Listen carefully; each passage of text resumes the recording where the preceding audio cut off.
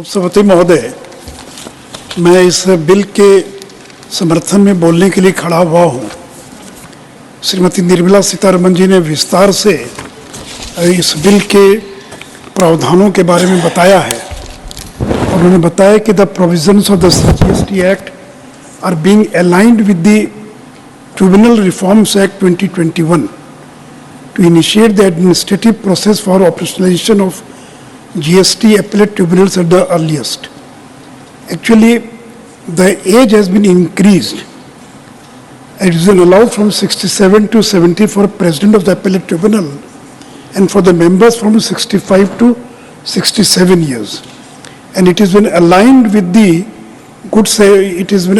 the Tribunal Reforms Act 2021. सत्य महोदय, जब हम जीएसटी की चर्चा करने के लिए यहाँ पर इस बिल की चर्चा करने के लिए यहाँ इकट्ठे हैं, तो हम आज के दिन श्री अरुण जेटली का स्मरण अवश्य करना चाहेंगे। क्योंकि अगर नरेंद्र मोदी जी की इच्छा शक्ति और श्री अरुण जेटली जी, जिनके बारे में कहते हैं द ग्रेट कंसेंसस बिल्डर, अगर पूरे देश के सभी राज्यों और सभी राजनीतिक दलों में उन्होंने सहमति पैदा नहीं की होती तो इस देश के अंदर जीएसटी लागू करना असंभव कार्य था। और आज हम जब 7.5 साल पीछे मुड़कर देखते हैं तो कहीं सीपीएम की सरकार, कहीं कांग्रेस की सरकार, कहीं बीजेपी, अलग अलग दलों की सरकारें, अलग अलग राज्यों के अंदर टैक्स रेट्स, अलग अलग राज्यों में वैट की प्रक्रिया इतनी अलग थी और उन सभी राज्यों को उन सारे टैक्सेस को इंटीग्रेट करके और वन नेशन वन टैक्स ये इंप्लीमेंट करना साधारण काम नहीं था। मैं तो इसके राज्यों की वित्त समिति का और चेयरमैन रहा और मैं जीएसटी और वैट से लगभग 20 साल से जुड़ा रहा हूं। मैं कितना कठिन काम है आप इसकी कल्पना नहीं कर सकते हैं सभापति महोदय। क्योंकि हर राज्य के अपने अपने हित, पंजाब और हरियाणा में परचेज टैक्स, उनको they were earning more than 5,000 crores purchase tax from procurement. Maharashtra was earning more than 5,000 crore from octroi. Bihar जो है वो इंट्री टैक्स से पैसा अर्जित कर रहा था और कोई राज्य इन टैक्सेस को छोड़ने के लिए तैयार नहीं। इसलिए मैं श्री अरुण जेटली जी को अपनी विनम्र श्रद्धांजलि अर्पित करता हूं कि जिनके बारे में एक शब्द में द ग्रेट कंसेंसस बिल्डर, और उन्होंने सभी पार्टियों के लोगों को एक साथ बैठाकर और दोनों सदनों में, राज्यसभा और लोकसभा में सर्वसम्मति से कॉन्स्टिट्यूशन अमेंडमेंट बिल को पारित करवाया। और मैं सभी दलों को भी धन्यवाद देना चाहूँगा। और जो काम मनमोहन सिंह नहीं कर पाए, प्रणब मुखर्जी नहीं कर पाए, वो काम से नरेंद्र मोदी की सरकार ने करके दिखला दिया।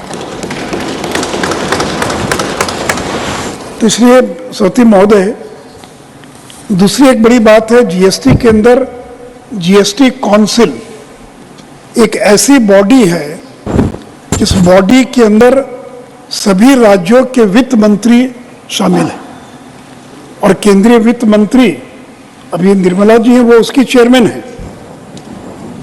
पिछले 7.5 साल में एक निर्णय छोड़कर एक भी निर्णय वोटिंग से नहीं हुआ। बाहर जाकर कुछ भी लोग बयान देते हों, विरोध करते हों, लेकिन जीएसटी काउंसिल की बैठक में सारे निर्णय सर्वसम्मति से लिए गए। ये भी कोई साधारण काम नहीं है। और मैं निर्मला जी को धन्यवाद देना चाहूँगा। मैंने देखा इनको कि अरुण जेटली के बाद हम लोग को डर लगता था कि जीएसटी काउंसिल कैसे चलेगी, क्या अरुण जेटली जिससे से चला पाते थे कोई दूसरा चला पाएगा।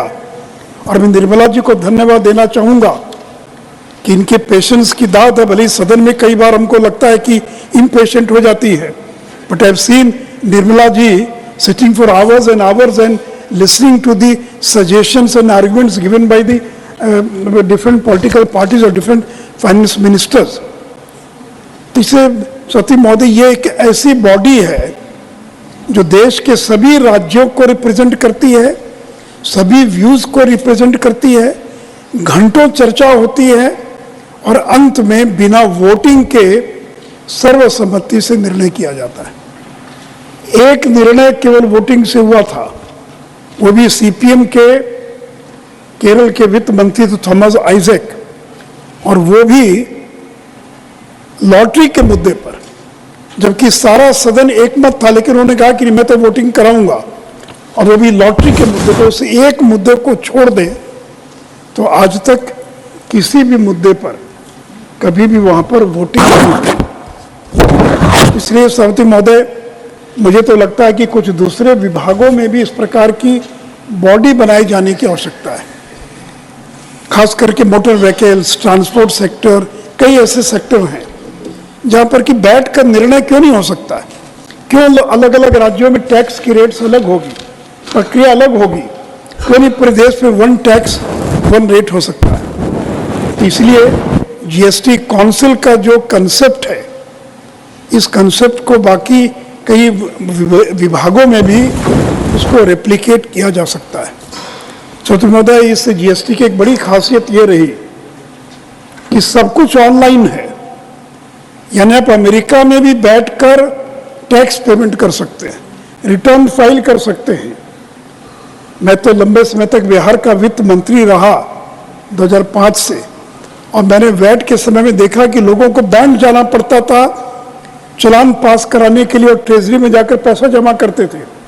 रिटर्न फाइल करना कितना कठिन काम होता था। आज सब कुछ ऑनलाइन है, रजिस्ट्रेशन ऑनलाइन, रिटर्न ऑनलाइन, जो टैक्स जमा करना वो ऑनलाइन, रिफंड ऑनलाइन। आपको कॉमर्शियल टैक्सेस डिपार्टमेंट जाने की जरूरत नहीं है। लोगों ने देखा नहीं कि ऑफिस कहां पर है, और लोगों ने देखा भी था एक समय के अंदर। और ये जीएसटी नेटवर्क, ये मुझे लगता है कि दुनिया का सबसे बड़ा नेटवर्क है जीएसटीएन, जो जीएसटी नेटवर्क के नाम से जाना जाता है।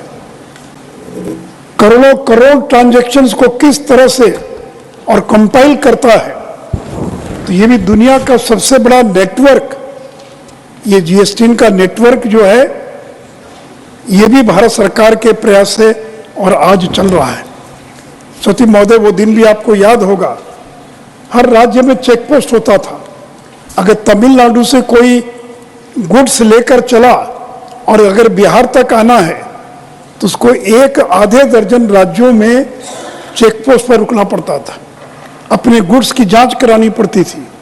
सारे बैरियर्स खत्म, सारे चेक पोस्ट खत्म, लॉजिस्टिक कितना आसान हो गया, और इसके कारण कितने पेट्रोल की बचत हुई, कितनी डीजल की बचत हुई, आप इसकी कल्पना कर सकते हैं। और पूरे देश के अंदर जो टैक्स रेट तमिलनाडु में वही बिहार के अंदर, और जो पांडिचेरी में है वही टैक्स रेट जो है मिजोरम के अंदर है। तो इसलिए वन टैक्स वन रेट। और सौती महोदय, मुझे बड़ा दुख होता है कि कांग्रेस के एक बड़े नेता इसको गब्बर सिंह टैक्स करते हैं। वो गुड्स एंड सर्विस टैक्स नहीं कहते कि ये गब्बर सिंह टैक्स है। अगर गब्बर सिंह टैक्स है तो घोषणा करें कि अगर हमारी सरकार गलती से बन गई, जो बननी नहीं है, तो हम जीएसटी को खत्म कर देंगे। है मत तो घोषणा करें। लेकिन आए दिन में देखता हूं कि वो कहते हैं ये गब्बर सिंह टैक्स है किसी कांग्रेस शासित राज्य की हिम्मत कि जीएसटी में काउंसिल के निर्णयों को अपने राज्य में वो इंप्लीमेंट न करें।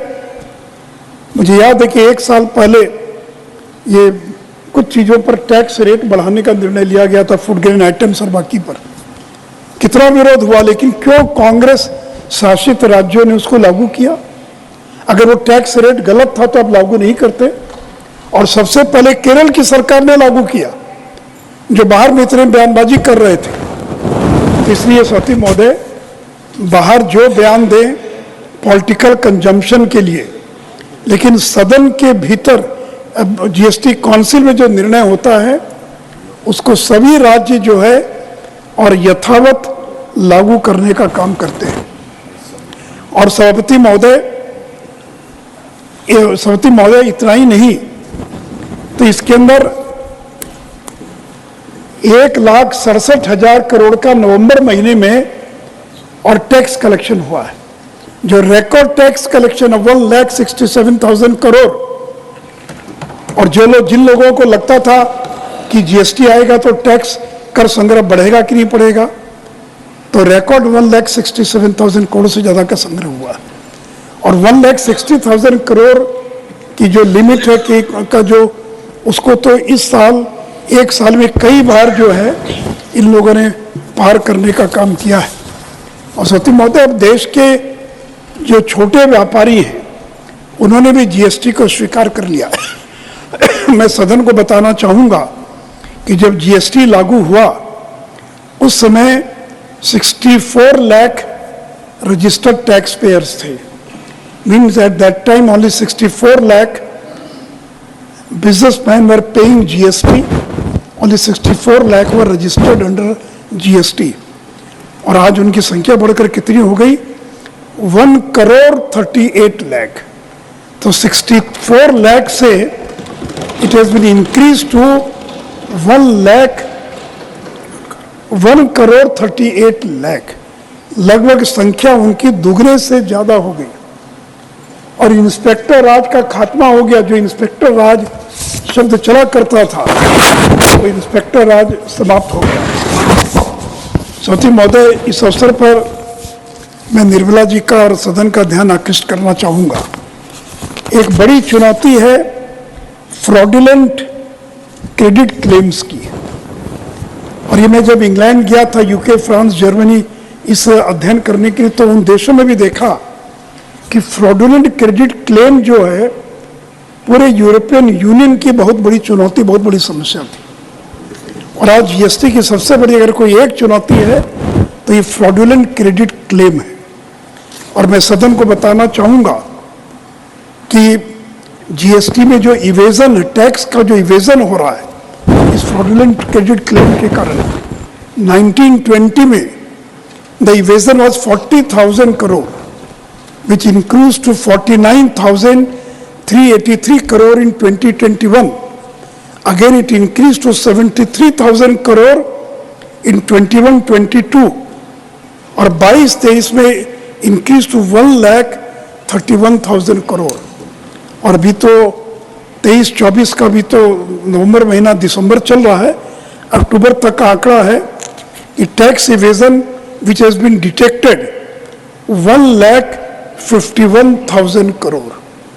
और अगर 19, 20, 20, 21, 21, 22, 22, 23 और 23, 24 अगर ये 4.5 साल का आंकड़ा ले तो 4,46,000 करोड़ का टैक्स इवेजन डिटेक्ट हुआ है। और करीब 1 लाख करोड़ से ज़्यादा का जो इवेजन था वो रिकवर हुआ है। और करीब 1400 से ज़्यादा लोग गिरफ्तार किए गए। तो ये मैं जानता हूँ कि जीएसटी काउंसिल के सभी राज्य के लोग लगे हैं कि ये जो टैक्स इवेजन हो रहा है और इसको रोकने के लिए किसी इंस्पेक्टर की जरूरत नहीं है। ये सारा काम ऑनलाइन जो सिस्टम है वही रेड फ्लैग दिखा देता है, वही बता देता है कि कहाँ गड़बड़ी हो रही है। तो टेक्नोलॉजी का जितना बड़ा इस्तेमाल डायरेक्ट टैक्सेस और इनडायरेक्ट टैक्सेस में हुआ है, मुझे लगता है कि दुनिया में शायद ही कहीं इतना बड़ा इस्तेमाल हुआ होगा। तो निर्मला जी के लिए भी एक बहुत बड़ी ये चुनौती है। इस फ्रॉडुलेंट जो फ्रॉडुलेंट क्रेडिट क्लेम है उस संबंध में मैं सुझाव देना चाहूँगा कि एक तो simplified registration and return process can be considered for those taxpayers who intend to buy and sell only within a state, जो इंटर स्टेट बिजनेस नहीं करते हैं, अपने ही राज्य में माल की खरीद करते और बिक्री करते हैं, उनके लिए एक सिंपल रजिस्ट्रेशन और रिटर्न का प्रोसेस जो है इसके बारे में और गंभीरतापूर्वक विचार करना चाहिए। Because such tax payers do not pose the risk of passing interstate credit which can be very deep through a network of shell companies। दूसरी बात ये कि जो फ्रॉडुलेंट क्रेडिट क्लेम करने वाले जो लोग हैं मैं उसके बारे में भी सुझाव देना चाहूँगा। However, fraudulent credit claims are causing concerns not only to government but also to genuine taxpayers whose credit claims are denied because they have accrued from fraudulent sources and the taxpayer is unaware about this. इसको deal करने के लिए robust system of risk profiles may be set up to forewarn likely suspects and subjecting to such persons to comprehensive and physical scrutiny before granting them registration. और मेरा सुझाव होगा कि इस तरह के जो टैक्स पेयर्स हैं उनके जो क्रेडिट हैं उनका क्विंटम जो है वो रेस्ट्रिक्ट कर देना चाहिए। इतना ही वो केवल क्रेडिट क्लेम कर सकते हैं और अगर वो ठीक व्यवहार करते हैं तो फिर धीरे धीरे उनके क्लेम को और बढ़ाया जा सकता है। तो एक तो ये मैं कहना चाहूँगा। दूसरा मैं ये कहना चाहूँगा कि रजिस्ट्रेशन का जो थ्रेशोल्ड है, I don't remember madam what is the threshold as on today, but I think it is 40 lakh is the threshold. So if it is threshold 40 lakh, it was decided about 7.5 years back. So GST Council could think of increasing the threshold, raising the threshold from 40 lakh to 60 lakh. And I still remember when Arun Jaitley was there and we were discussing about the threshold because earlier it was 20 lakh. So there was suggestion also 60 lakh, 2 minutes or. But ultimately it was decided for 40 lakh. तो मुझे लगता है कि अगर 60 lakh threshold का अगर निर्णय लिया जाता है तो हजारों की संख्या में जो छोटे व्यापारी हैं वो जीएसटी के दायरे से बाहर आ जाएंगे और आपको जीएसटी का भी कोई नुकसान नहीं होगा। और अंतिम मेरा सुझाव है वो जो ऑनलाइन गेमिंग कंपनीज हैं, क्योंकि हाल में government of India has issued 71 so called notices involving GST to the tune of 1,12,000 crore have been issued to online gaming companies during financial 22-23 और 23-24. इस संबंध में मैं मैडम इतना ही कहना चाहूँगा, to avoid a situation like the online gaming issue where huge demands have been created for the entire GST period and bunched in just few months. कुछ ही महीनों में आपने नोटिस देकर पूरे पीरियड का 1,12,000 करोड़ की नोटिस दे दिया. There should be ample clarification to trade and the tax administration on other major contentious issues like virtual digital assets and services relating to the digital economy. तो इन 2-3 सुझावों के साथ और अंत में मैं यही कहूँगा, सरस्वती महोदय, जब जीएसटी लागू हो रहा था तो लोगों ने कहा कि दुनिया की जिस देश में जीएसटी लागू हुआ वहाँ सरकार चली गई और देश के अंदर दुनिया में सैकड़ों सरकारें थी जो जीएसटी लागू होने के कारण चुनाव हार गई और यही लोग कह रहे थे भारत के बारे में। मैं धन्यवाद देना चाहूँगा नरेंद्र मोदी जी को जिन्होंने जीएसटी लागू किया और चुनाव हारने के बजाय प्रचंड बहुमत से और हम दोबारा लौट कर आए। इन्हीं शब्दों के साथ मैं इस बिल का समर्थन करता हूँ।